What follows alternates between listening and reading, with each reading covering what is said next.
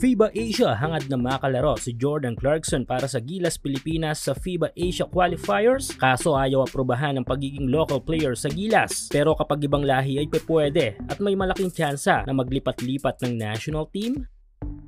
Ngayong tapos na ang ilang mga qualifying tournament para sa Olympics at ang mismong Olympics ay focus na ang lahat ng mga national team sa FIBA para naman sa panibagong slot sa World Cup at sa 2028 Olympics na gaganapin sa LA. Yes, puspusan na naman ang bawat kupunan sa pagpapatalas ng kanilang mga game plan and players upang makakuha ng mga ticket patungo sa mga event na nabanggit. Marahil ibang chapter o kabanata na naman ito para sa biggest stage sa mundo ng basketball. Pwedeng may mga kupunan na mag-stand out na hindi kuminang sa mga previous year. Tandaan na ang cycle ng mga malalaro at estratehiya ng bawat national team ay hindi natatapos. Dahil every 4 years ay nakakatuklas ng bawat mga kupunan sa mga bansang kalahok sa mga FIBA tournament ng mga bago nilang mga players na magbibigay ng lakas sa kanilang kupunan. At para i-direkta ang point ay ganito ang gagawin o planong gawin ng ating national team na Gilas Pilipinas this Asia Qualifiers ng FIBA. Yes, bago ang World Cup at Olympics na nakaplano na kay Gilas head coach Tim Cone ay magiging matindi muna ang ating paghahanda sa Nobyembre para sa second window ng Asia Cup kung saan ay makakalaban natin ang top-seeded team na New Zealand. Alam naman natin siguro kung gaano kalakas ang kupunan ng Tall Blacks na palaging tumatalo sa atin every FIBA Games na ating lalaruan sa Asia. Tulad ng Korea noon ay tila may sumpa kapag nakakalaban natin ng New Zealand. Pero ibang kwento this time kung saan ay may legit tayong lineup at may legit tayong strategiya upang mapatumba ang mga ito. Yes, kung healthy lahat ng mga players at maging available, tiyak na ang magandang laban na may lalatag natin kontra Tall Blacks. Syempre, tangan pa rin natin ang confidence from OQT kung saan ay pinatoob natin ang world number 6 sa ranking na Latvia at nilaglag sa semis ang Georgia. Kung same fighting spirit at game strategies ang ipapakita natin kontra New Zealand ay may malinaw tayong tsansa para manalo. Ongoing pa rin ang promo para sa mga sports fans. Kung mahilig ka sa basketball, local man o international,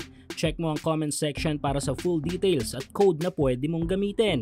Again, tulad ng Korea na may sumpa pero kalaunan na yating nabasag. Another thing ay wag din tayong papakasiguro sa kupunan ng Chinese Taipei dahil under good development ang team na ito. Kung natatandaan ay pinahirapan ng mga ito ang ating team representatives na strong group sa Jones Cup na may 4 na import. Pero ito tila ay may matinding request ang FIBA Asia para sa Pilipinas. Isang pabor na matagal na din gustong mangyari ng maraming mga Pinoy. Ito nga ay lumaro si Jordan Clarkson sa Gilas bilang isang local player. Sa post ng mismong FIBA Asia sa kanilang mismong social media platform ay tila hinihikayat ng mga ito ang Gilas na palaruin si Clarkson sa Asia Cup sa 2025. Kasama sa poster ni Clarkson ay si Naruya Chimura ng Japan at si Josh Giddey ng Australia. Well, kung tayo ang tatanungin ay malamang gusto natin na lumaro si Clarkson sa Gilas as a local player with Justin Brownlee kung sakali pang World Cup o Olympics ang lineup na yon. Kaso ang problema ay nasa FIBA din mismo dahil sa hagop rule na yan. Kahit pa nga kinikilala ng bansa ang isang player, mas magandang dahilan nito kaysa naman sa mga players na lilipat ng national team kung kailan nila gusto, kahit pa nga nakalaro na sila sa isang national team. Tila mas malaki pa ang tsansa ng mga ito na ma-approve ng FIBA kalaunan kaysa sa kaso ni Clarkson na hindi nakakuha ng Philippine passport before siya mag 16 years old. Kahit pa nga nire-recognize siya ng Pilipinas as a Filipino. Mahirap din sa part ng Pilipinas na pagbigyan ng hiling ng FIBA pero hindi mapagbigyan ng pakiusap ng Gilas para sa magandang development ng ating pambansang kupunan.